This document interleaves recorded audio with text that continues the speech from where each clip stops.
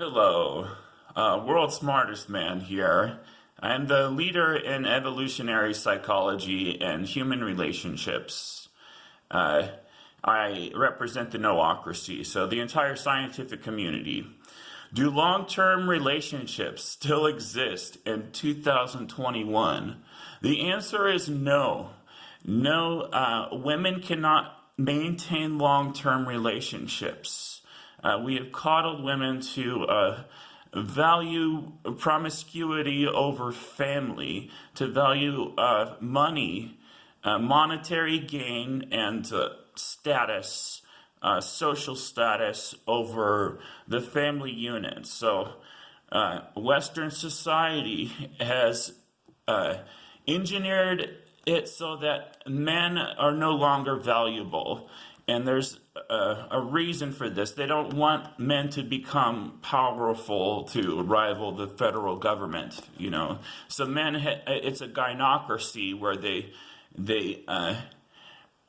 it's a society subservient to women that is biased towards women in favor of women because big government likes that, and it takes out the competition.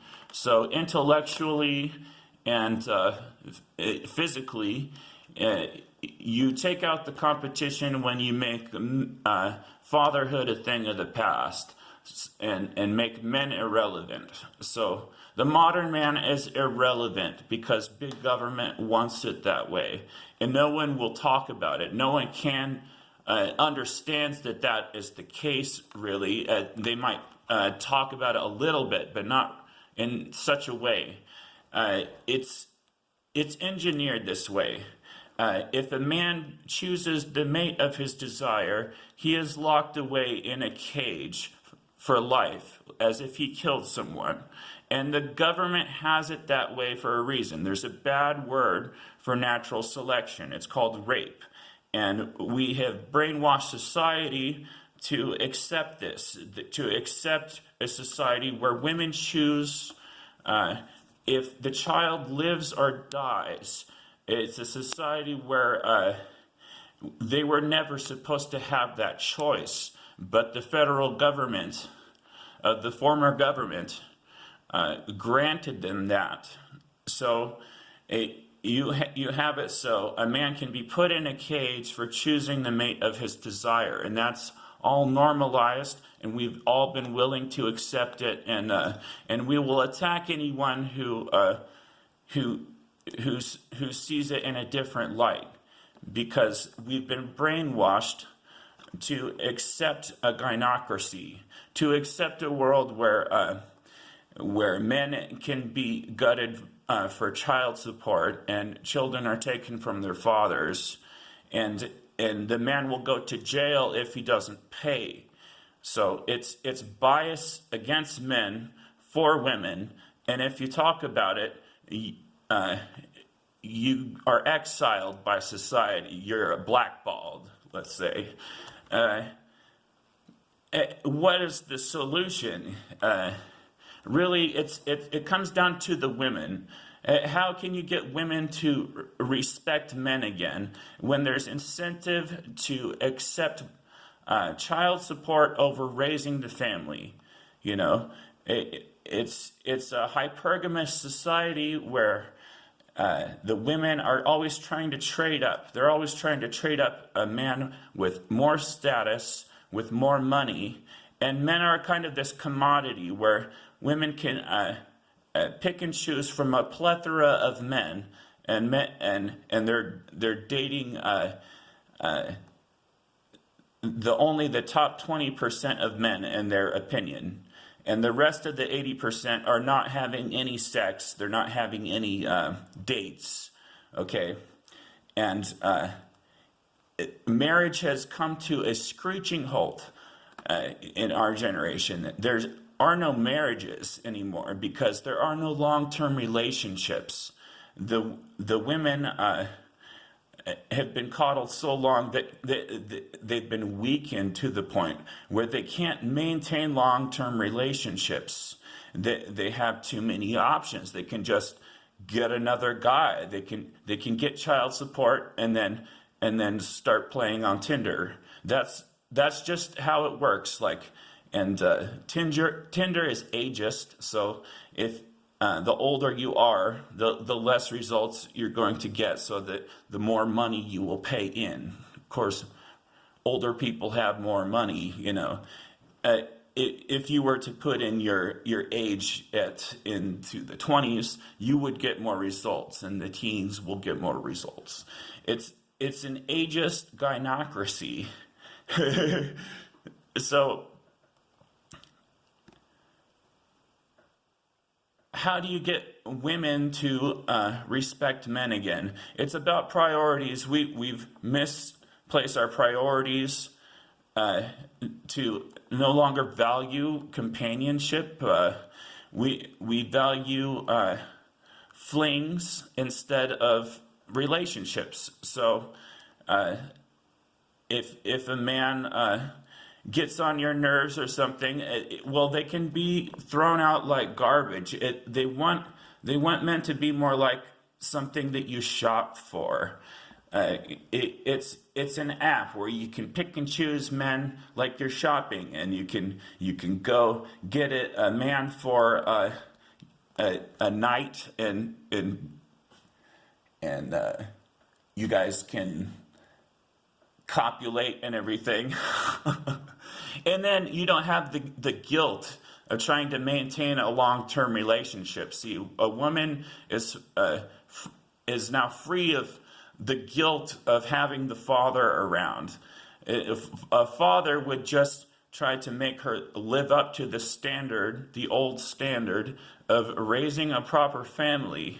So in a modern society, the modern single mother would opt to live a hooker life. You know, she would rather do flings and be a floozy, and maybe even make money on the side, having sex with random dudes, than maintaining a long-term family where the children matter at all.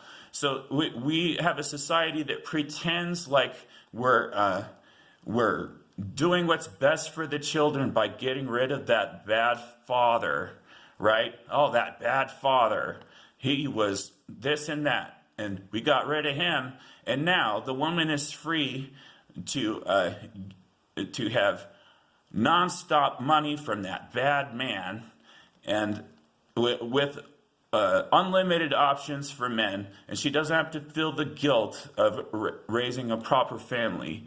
And statistically, the children will do worse without their original father across the board, and they will have apathy for life, so that your children aren't doing as well as normal kids used to, with a family that hasn't been broken.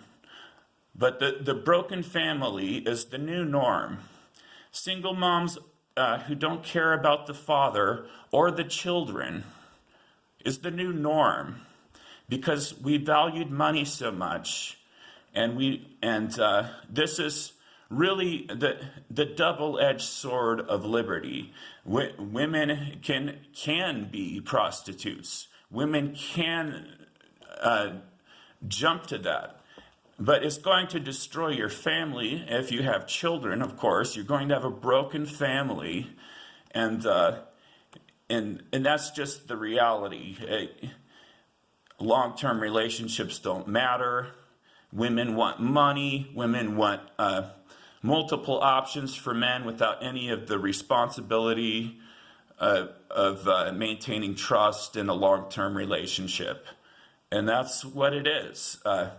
Men are just kind of taking the brunt of this society that has mistreated them for decades without question.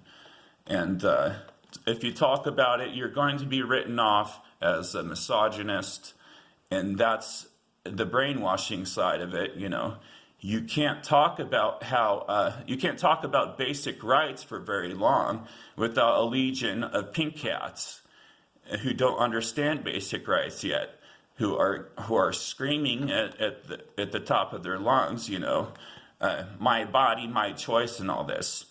Well, you see, the unborn don't have an unalienable right to life in this society. Men don't matter. The unborn don't matter. Fatherhood doesn't matter.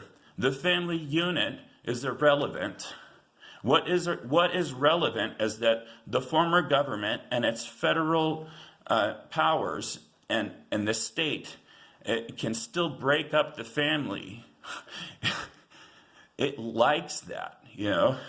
That's what's important to the government. The women like it because it gives them a fleeting sense of power for a day when they get to call up the cops on a father who's just trying to be a good dad, and they can get rid of the father with the former government.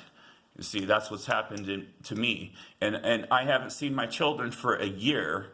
I will not be able to ever know my other child just because women are power mongers, and the former government loves it.